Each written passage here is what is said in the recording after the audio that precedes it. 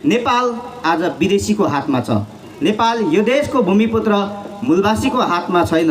नेपालको सत्ता र शासन विदेशी साम्राज्यवादीको हातमा भएकोले गर्दाखेरि यो प्राकृतिक स्रोत सम्पदाहरूलाई उनीहरूले सही सदुपयोग र उचित सम्भार गरेको छैन र यसलाई नेपाललाई विकास गरेको छैन। नेपाललाई प्रतिनिधित्व गर्ने झन्डा त्यो बाहुन र छेत्रीलाई मात्रै प्रतिनिधित्व गर्ने यो अराष्ट्रिय झन्डा भएकोले गर्दाखेरि नेपालमा चाहिँ सम्पूर्ण नेपालीहरूलाई प्रतिनिधित्व गर्ने एउटा राष्ट्रिय झन्डा परिवर्तन गर्नुपर्छ भनेर एमएनओले आफ्नो प्रस्तावित राष्ट्रिय झन्डा तयार पारेको छ। यो पनि एमएनओको स्पष्ट दर्शन हो। र अर्को कुरा, नेपालमा चाहिँ यो एकल तानाशाही, एकल धर्म र एकल नस्लले मात्रै प्रयोग गर्ने पुज्ने राष्ट्रिय जनावर गाईलाई चाहिँ परिवर्तन गर्नुपर्छ भनेर एमएनओले कस्तुरी मृग राख्नुपर्छ भनेको छ। यो पनि एमएनओको स्पष्ट दर्शन भएकोले गर्दाखेरि यदि नेपाललाई सफल, सक्षम र सुखी नेपाली र समृद्ध नेपाल बनाउन सक्छ भने त्यो मङ्गोल नेसनल अर्गनाइजेसन मात्रै अन्तिम विकल्प हो। नेपाललाई धमिरा बनाउने, नेपाललाई रोगी बनाउने, नेपाललाई संसारकै गरिब मुलुक बनाउने हिन्दूवाद र बाहुनवादलाई अन्त्य गरेर कहिल्यै नझुक्ने यो गोर्खालीको शिरलाई चुमुलुङमा जस्तै ठाडो उभ्याउने एउटा समय आएको छ। हामी अझै पनि तिनै कङ्ग्रेस, एमाले, माओवादी भनाउँदा पार्टीहरूमा लागेर नेपाल बन्छ र नेपाललाई सुखी नेपाली, समृद्ध नेपाल बनाउँछ भन्ने हामी आशा राख्छौँ भने त्यो हाम्रो दिवा सपना मात्रै हुन्छ। त्यो सपनामै मात्रै सीमित हुन्छ, कहिले पनि पुरा हुँदैन। चीनको जनताले चाहिँ दुईटा शत्रुलाई चिनेको थियो। त्यो शत्रु भनेको साम्राज्यवाद र सामन्तवाद हो। त्यो शत्रुलाई परास्त गरेपछि आज चीन संसारमै सुपर पावरको हैसियतमा उभिएको छ। कार्यक्रमका सञ्चालक भाइ, कार्यक्रमका सभाध्यक्ष महोदय, प्रमुख अतिथि केन्द्रीय सहसचिव शान्तबहादुर मेसेज्यू, विशिष्ट अतिथि लगायत ड्यासमा आसीन सम्पूर्ण अतिथिगणहरू र आजको यस कार्यक्रममा उपस्थित हुनुभएका मिडियाकर्मी मित्रहरू, सुरक्षाकर्मीज्यूहरू र ऐतिहासिक दोस्रो कमल गाउँपालिका सभाको अधिवेशनलाई सभ्य र भव्य रूपमा सफल बनाउनको निम्ति उपस्थित हुनुभएका चिर अपरिचित मङ्गोल प्रेमी महानुभावहरूमा र भविष्यका कर्णधारहरूमा म लासिमहाङ मङ्गोलको तर्फबाट स्वीकार्नुहोस्, जय मङ्गोल। सर्वप्रथम हिजो भएको बन्द सत्रबाट चुनिनुभएका सम्पूर्ण कमल गाउँपालिका सभाका पदाधिकारीज्यूहरूलाई म शुभकामना व्यक्त गर्न चाहन्छु र तपाईहरूको यो सफल कार्यकाल पनि रहोस् भन्ने चाहन्छु। र तपाईहरूले नेपाललाई लागेको एउटा रोग छ, जुन रोग आजभन्दा 50-55 वर्ष अगाडि नै महामानव डाक्टर गोपाल गुरुङज्यूले पत्ता लगाइदिइसक्नु भएको छ। जुन रोग नेपाललाई लागेको रोग हिन्दूवाद र बाहुनवाद हो, जस रोगलाई अन्त्य गर्दै एउटा सुखी नेपाल, समृद्ध नेपाल बनाउन तपाईहरूको काँधमा पनि आएको छ र यसलाई तपाईहरूले एकदमै इमान्दारपूर्वक र सक्षमपूर्वक तपाईहरूले निर्वाह गर्नुहुनेछ भन्ने मैले आशा लिएको छु। हामीले यहाँनिर धेरै कुराहरू सुन्यौँ, नेपालको इतिहासहरू पनि र नेपालको राजनीतिक इतिहासहरू हामीले सुन्यौँ। नेपालमा आजसम्म जति पनि परिवर्तनहरू भएको छ, ती परिवर्तनहरू कहिले पनि नेपालको लागि र नेपालीको लागि थिएन। यहाँ अघि कुरा आइसक्यो, एउटा बाहुनको हातबाट अर्को छेत्रीको हातमा र अर्को छेत्रीको हातबाट पुनः बाहुनकै हातमा एउटा सत्ता हस्तान्तरण मात्रै भइरहेको छ। नेपालको परिवर्तन यही मात्रै भइरहेको छ। नेपालको परिवर्तन कङ्ग्रेसको हातदेखि एमालेको हातमा, एमालेको हातदेखि राप्रपाको हातमा र राप्रपाको हातदेखि माओवादी, यस्तै कङ्ग्रेस, एमाले, माओवादी यिनै विदेशी सामन्ती र साम्राज्यवादीको हातमा मात्रै परिवर्तन भइरहेको छ। त्यसकारण नेपाल आजसम्म वास्तविक परिवर्तन र विकास भएको छैन। वास्तवमा कुनै पनि देश यदि सक्षम, सबल र परिवर्तन हुन्छ भने यदि त्यो देशमा पार्टी एउटा खलकदेखि अर्को खलक नभएर दर्शन परिवर्तन हुन आवश्यक छ। तपाईहरुलाई म उदाहरण दिन चाहन्छु। कांग्रेस, एमाले, माओवादी, राप्रपा यावत नेपालमा रहेका जति पनि पार्टीहरू छन् यिनीहरू सबै हिन्दूवाद र बाहुनवादमा ग्रसित छन्। हिन्दूवाद र बाहुनवादबाट सञ्चालित छन्। कांग्रेसबाट एमालेको हातमा आउनु भनेको तिनै हिन्दूवादीको हातबाट हिन्दूवादीको हातमा आउनु हो। एमालेबाट राप्रपाकोमा आउनु भनेको पनि तिनै हिन्दूवादीबाट हिन्दूवादीकोमा आउनु हो। बाहुनको हातबाट क्षेत्रीको हातमा सरकार सत्ता आउनु भनेको तिनै हिन्दूवादबाट तिनै हिन्दूवादको हातमा मात्रै आउनु हो। त्यसकारण नेपालमा परिवर्तन भएको छैन। यदि नेपाल परिवर्तन हुन्छ भने नेपालमा दर्शन परिवर्तन हुन आवश्यक छ। अब त्यो दर्शन भनेको हिन्दूवादको हातबाट अब मङ्गोलवादमा आउन आवश्यक छ। कांग्रेस, एमाले, माओवादी यावत रहेका 52 क्षेत्रीका पार्टीहरूबाट हिन्दूवादबाट अब यो देशका 80% अहिन्दू मूलवासी मङ्गोलहरूलाई प्रतिनिधित्व गर्ने मङ्गोलवादको हातमा आउन आवश्यक छ।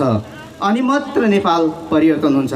होइन, यो कुरा तपाईहरुलाई गलत लाग्छ, तपाईहरुमा अझै पनि त्यो आडम्बर छ, यो कुरा असम्भव छ भन्ने कुरा लाग्छ भने तपाईहरुले अहिले देखिरहनु भएको यो दुःख, यो असुविधा, यो बेरोजगार, यो त झनै बढेर जान्छ।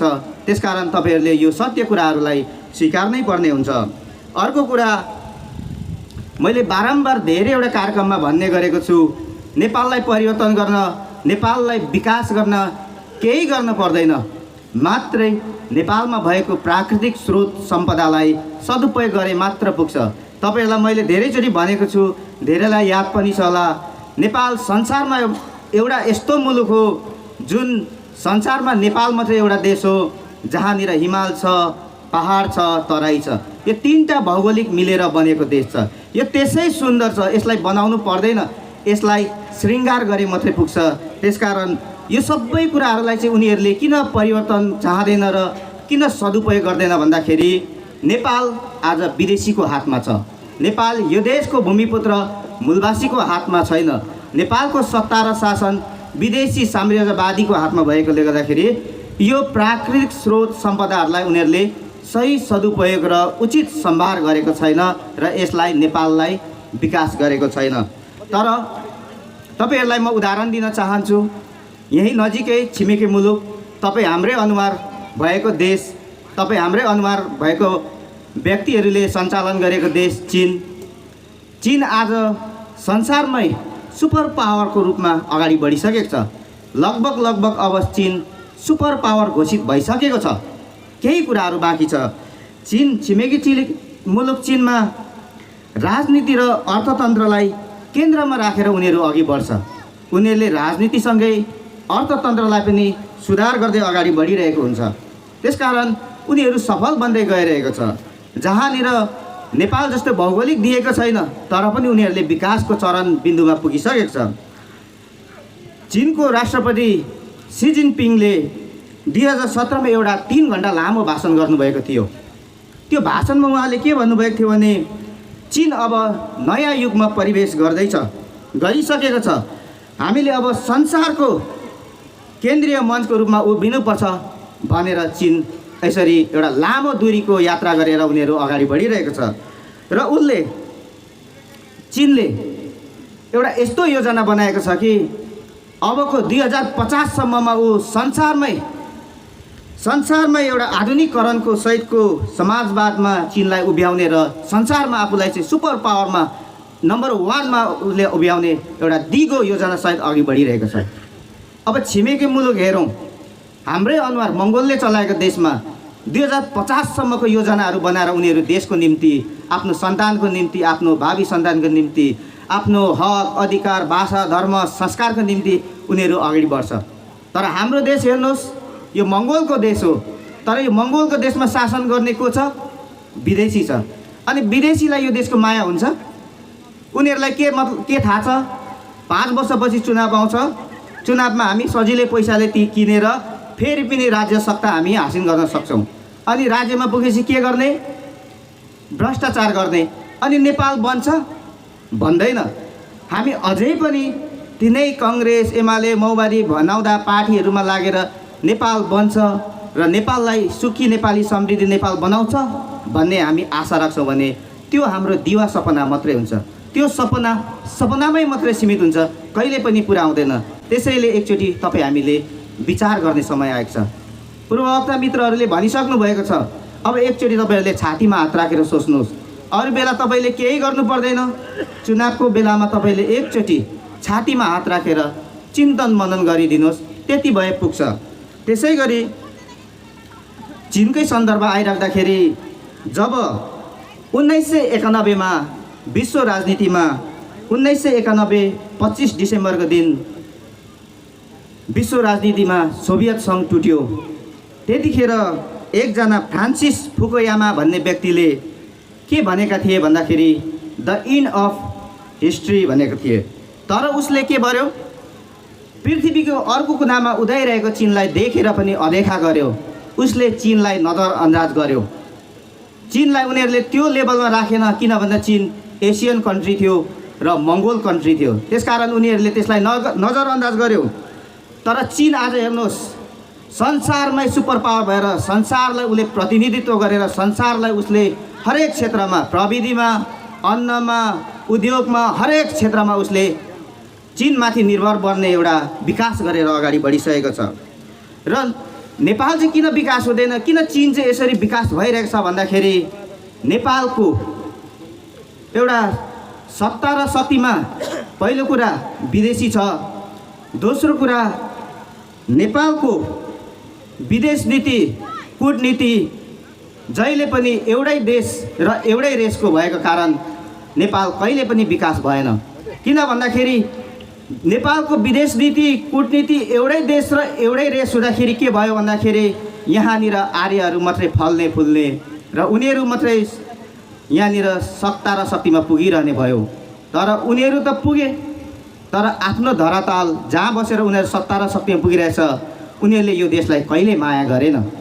यदि उनीहरूलाई यो देशको माया लाग्थ्यो भन्दाखेरि नेपाल आज युरोपको हैसियतमा धेरै अगाडि विकास भइसक्थ्यो। तपाईँ हामीलाई थाहा छ, यो गाउँ मात्रै नभएर यो आजको भेलामा पनि हामीलाई थाहा छ, हरेकको आमा बुवा, दाजुभाइ, छोराछोरी आज खाडी मुलुकमा एउटा रोजगार खोजेर जानु परिरहेको छ।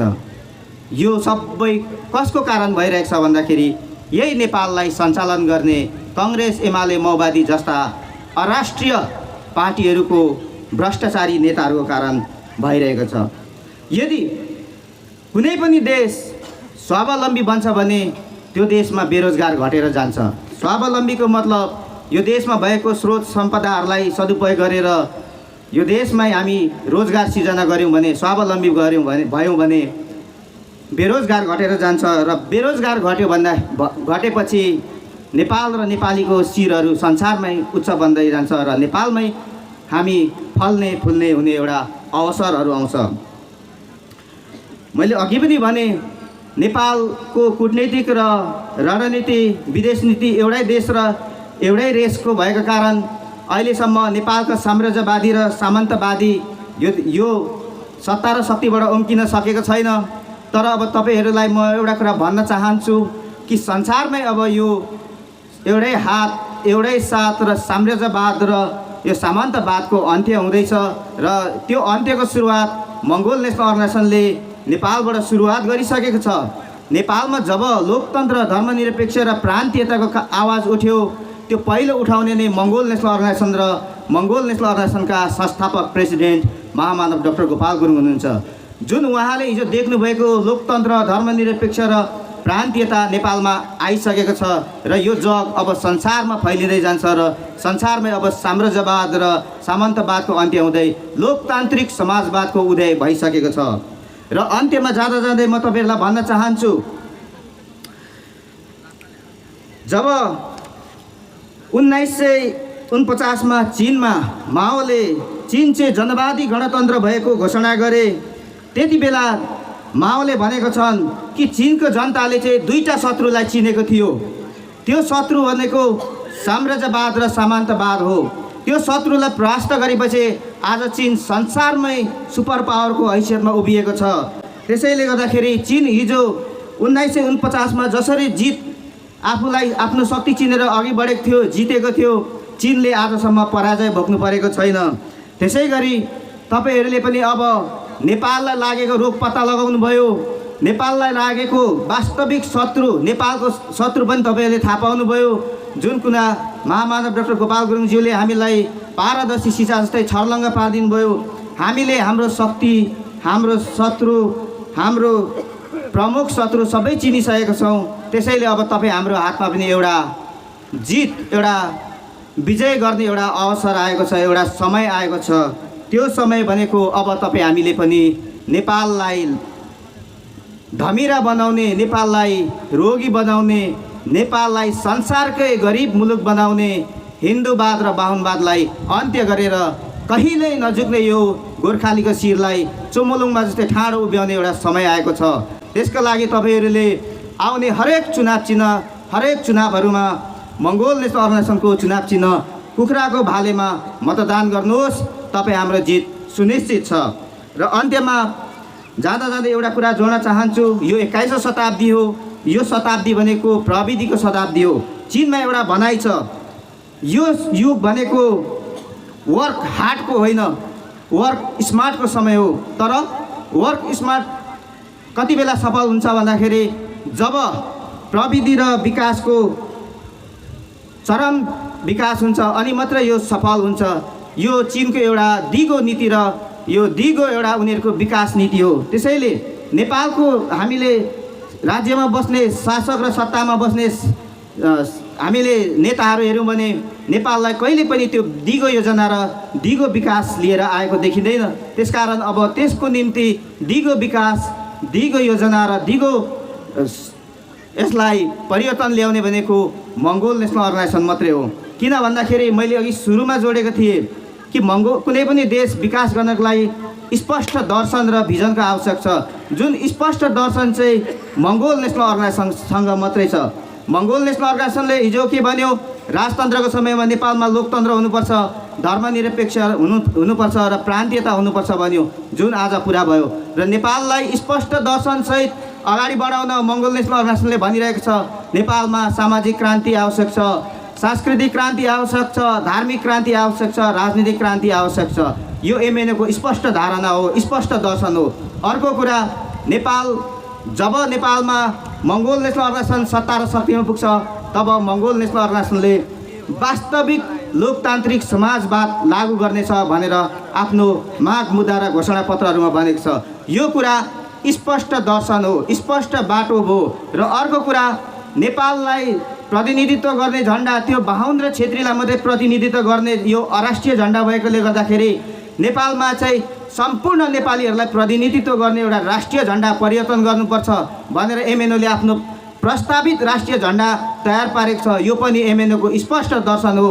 र अर्को कुरा, नेपालमा चाहिँ यो एकल तानाशाही, एकल धर्म र एकल नस्लले मात्रै प्रयोग गर्ने, पुज्ने राष्ट्रिय जनावर गाईलाई चाहिँ परिवर्तन गर्नुपर्छ भनेर एमएनओले कस्तुरी मृग राख्नुपर्छ भनेको छ। यो पनि एमएनओको स्पष्ट दर्शन भएकोले गर्दाखेरि यदि नेपाललाई सफल, सक्षम र सुखी नेपाली र समृद्ध नेपाल बनाउन सक्छ भने त्यो मङ्गोल नेसनल अर्गनाइजेसन मात्रै अन्तिम विकल्प हो। धन्यवाद। जय मङ्गोल।